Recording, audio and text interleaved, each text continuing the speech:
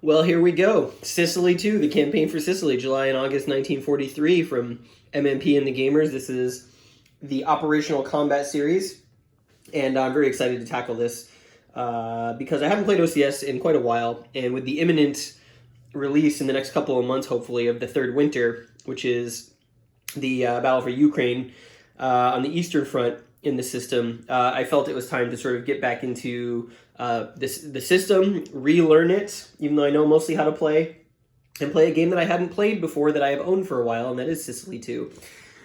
So this first, I'm going to do this probably in multiple parts. This first video is going to be kind of an introduction to the system, what you may or may not know about it, and just some of my personal opinions about how it compares to other games, coming from the standpoint of OCS being really well known as being an incredibly complicated and dense and large, expansive system for World War II. And that is and is not true, in my opinion. So this will be a good refresher, and if you've never played OCS, Operational Combat Series, before, this hopefully will serve as a nice intro for you, and potentially maybe even get you to want to try OCS for yourself and play it, because in my opinion, spoilers, it is a immensely satisfying system.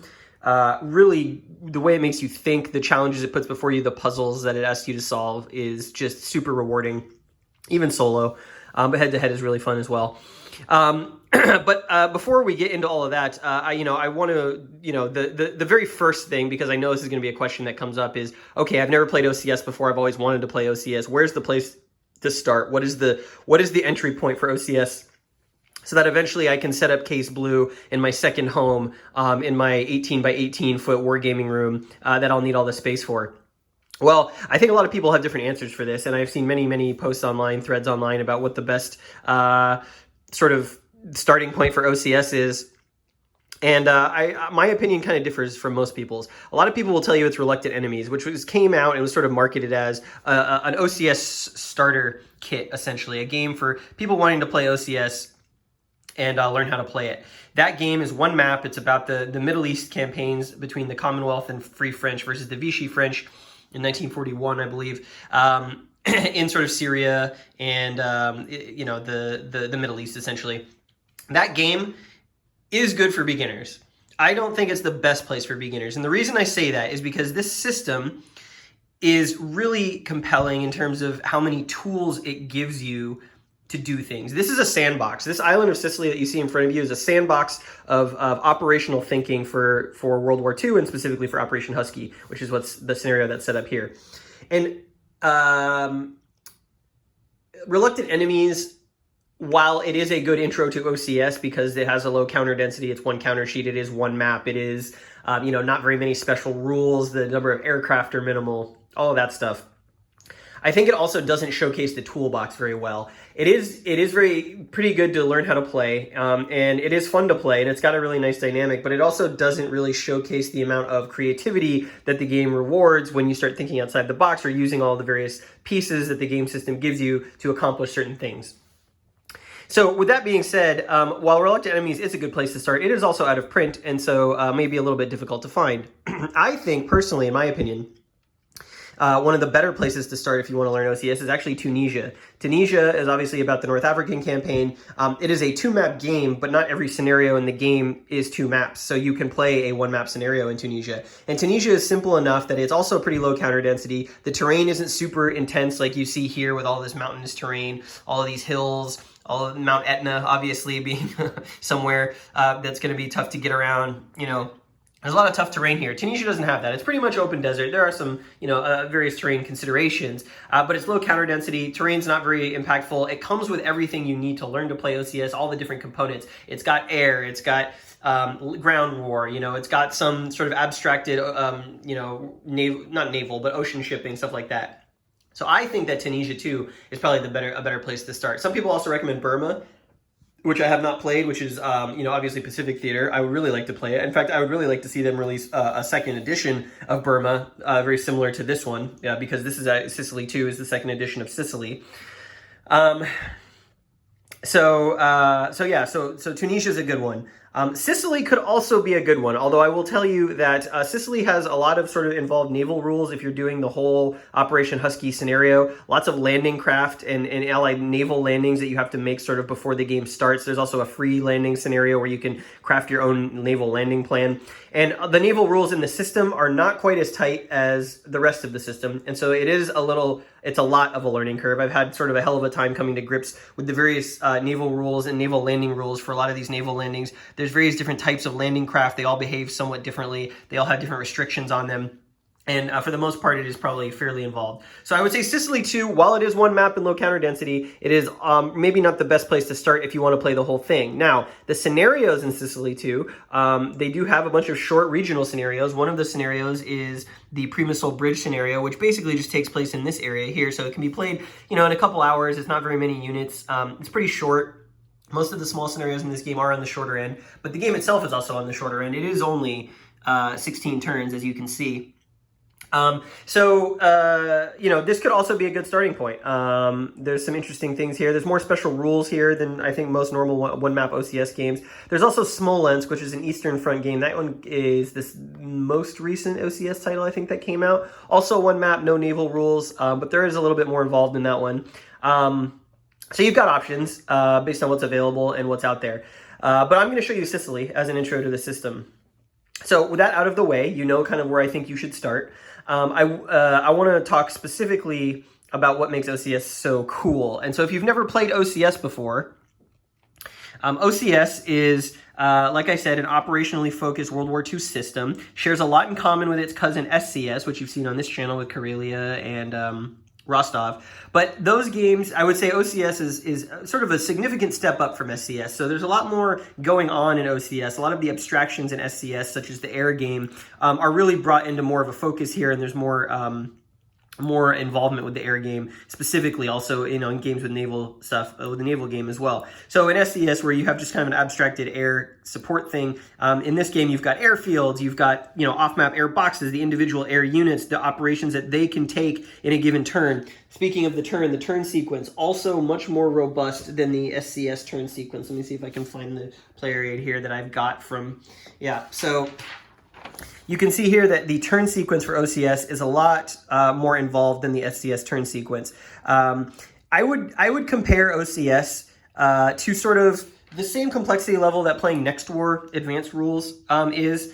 Next War is more complicated in certain other aspects with all the sort of multidimensional warfare going on. Obviously, this is World War II. It doesn't have that. But there is sort of more subsystems here in OCS. But I think they're probably comparable in terms of scope and playability complexity. So if you've played Next War Advanced Rules, but you've been scared by OCS's reputation, I would say that if you have learned how to play Next War Advanced Rules, you can absolutely learn how to play OCS, and you may even find it easier. If you're coming from SCS, just be aware that you've got a lot more going on here. But a lot of the same core systems are going to be very similar. OCS built on a lot of the SCS core, or feels like it's built on a lot of the SCS core systems. So, even the units look very similar in that sort of gamer's MMP style. You've got your unit strength points. So in this game, there's not attack, defense, and movement. There's just combat value. So that's simpler than SCS. You've got your combat value. You've got your efficiency, which, like in Next War, provides advantages if you have a higher one than your opponent. And you've got your movement capabilities. Now, the difference in this game and something like Next War, and I'll show you down here with this French unit who's waiting in these floating forces box, sort of something unique. One of the unique things about OCS is that units have a combat side, which you can see here, and then a movement mode side where their values change. So you can see now that instead of having 2 combat strength and 3 movement, it's got 1 combat strength and 4 movement. So when you begin your movement, you can decide which mode you want your unit in for that turn. And there's reasons that you'd want to have them in move mode versus combat mode. Obviously, covering ground a lot faster and being able to overrun with higher movement values allows you to do that more frequently.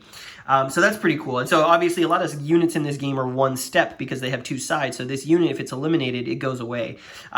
That is a little bit easier to keep track of in a game state. So you don't have to worry about units having multiple steps. Even multiple step units such as, let's see if I can find one. There are some on the board. Commonwealth surely have one. Here's one. So even this, which is a 4-step unit, as you can see there, has a move mode and a combat mode. So when it takes a step loss, you just put a marker under it to show.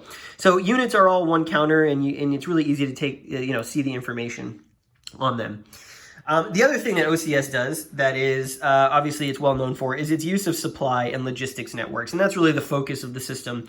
It asks you to fight a war or a scenario or an operation with logistics as the primary focus of your decision making. So what you see here are these supply counters. These represent ammo, food, fuel, all the things you need to fight with an army.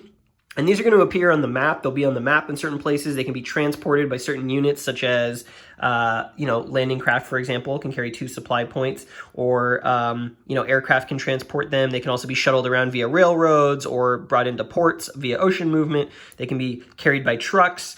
And their position on the map is going to dictate what you can do and when. Because every action in this game with units, most actions, fighting specifically, and moving sometimes, will cost you supply points to do those things.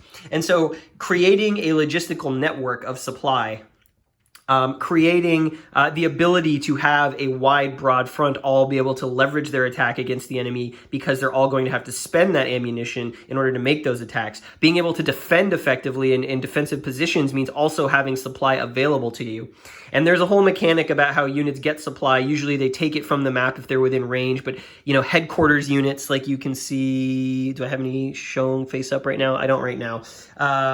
Here's a headquarters unit right here. Here's another one. Headquarters units can throw that supply. So some of the SCS games have sort of a notional aspect of this. You'll remember in Karelia, they had headquarters that looked very similar that sort of gave supply to units within their range.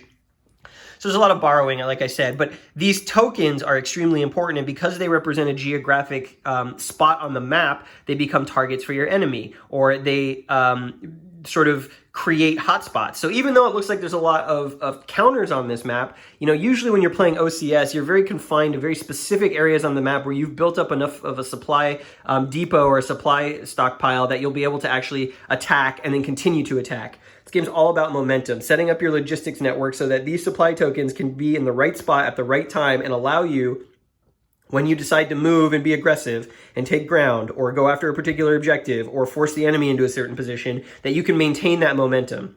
And if you can't, it'll be very apparent very quickly that you will stall out very fast. And that's what OCS is known for. That's what it's famous for. And that's why it's really beloved, because it asks you to think in a way that most war games don't. A lot of war games abstract some of that sort of logistical, strategic decision making. This game does not. And in fact, it's at the very core of everything that you're doing. So you want to probably have a good concept of hex and counter war games already coming into OCS. You want to know about things like zones of control. You want to know about things like odds ratios and all of that stuff. Because on top of that, you're also going to have to be making decisions about supply. And it's immensely rewarding, as I said, once you sort of get it and do something successfully and understand that this is a tool that allows you to do things more so than just lining up units and fighting and rolling dice. What else do I have to say about OCS? There's a lot going on here, and I will explain it as we play, but I just kind of wanted to give sort of a primer if you've never played OCS, never seen OCS, or always been curious but very intimidated about OCS, about what it's all about. I would say don't be intimidated. This game and the rulebook the system in the rulebook has been polished over so many years since OCS has been around for such a long time that reading the rulebook it's very straightforward. The complexity of the game comes in the decision makings and the good decision making, for that matter, while you're playing, and understanding how each sort of interlocking piece fits into the sort of the larger whole, which is what you'd want from an operational scale game. Every single individual piece of OCS, whether it is the movement rules or the combat rules or how supply works or how aircraft work, individually is all very simple. It is super easy to understand. It is not complicated whatsoever. It's straightforward and intuitive. That's the one big thing. War games that are complex tend to not be very intuitive. I would say that here it's very intuitive. It's understanding how those all come together in sort of a larger picture when you're looking at the island of Sicily, for example, as the allies and saying, okay, I've got beach landings here, I've got beach landings here, I've got some airdrops. How do I now get control of this island based on that? And that's where OCS is quote unquote complicated, because you have to understand how all these pieces work together in the same way that kind of, with Next War, you have to understand how your special forces and your air game and all that stuff work together to drive success.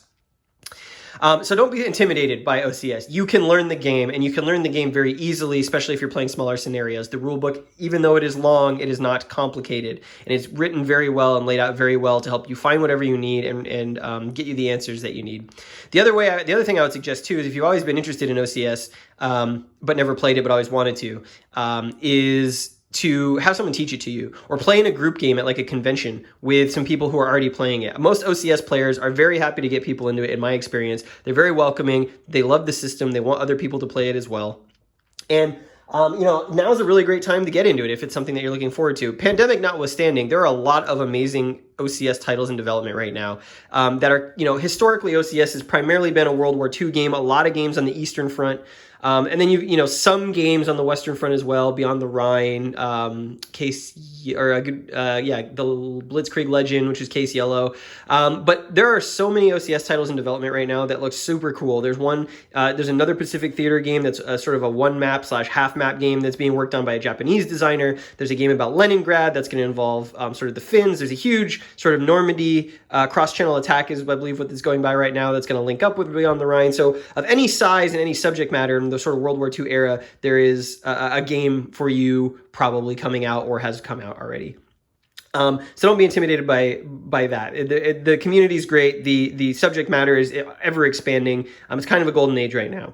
And, I would say just jump in. You learn by doing things. Any game. I spent the weekend playing Atlantic Chase. And that game has a lot of novel concepts, and I just basically put it on the table and started messing around with it and reading the rules. And after, a couple solo sessions and going through the tutorials, I feel like I have a really good understanding of at least how to play, if not how to play well. And OCS is the same thing. I played Reluctant Enemy solo, and then I played it face-to-face when I was learning the system, and that just brought so much to the experience, and it really put it all together for me and allowed me to see the system for all the cool things it brings by putting them into practice. So that's sort of my intro spiel to OCS. I'm going to put this video up standalone, like I said. The next one we'll talk about Sicily, what's going on here. As you can see, I've kind of already started the game. There's the scenario I'm playing is the landings, and sort of there's stuff that happens before the game starts. I've already kind of worked through most of that, so I'll explain that in the next video. But consider this your primer on Sicily 2 and OCS in general. And I would love to hear your comments about OCS, if you love it, if you've played it before, if you've always wanted to play it. If there's any questions that you have about the system,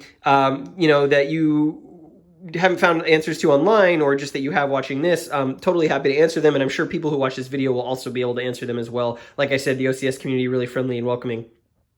So yeah, drop them down below, and maybe we can get a discussion going about OCS. In the meantime, I am going to figure out where my fighter sweeps need to happen now. And yes, if for anyone who's played Sicily 2, yes, I realize I've done the landings a little bit out of order. I'm supposed to do the fighter sweeps first, blah, blah, blah. I was getting to grips with the landing rules because I'd never done it before, and there's a lot of them in this game. But this is where we are, and we're about ready for the Allies to start their conquest of the island, and over the next 16 turns. So here we go. Thanks for watching.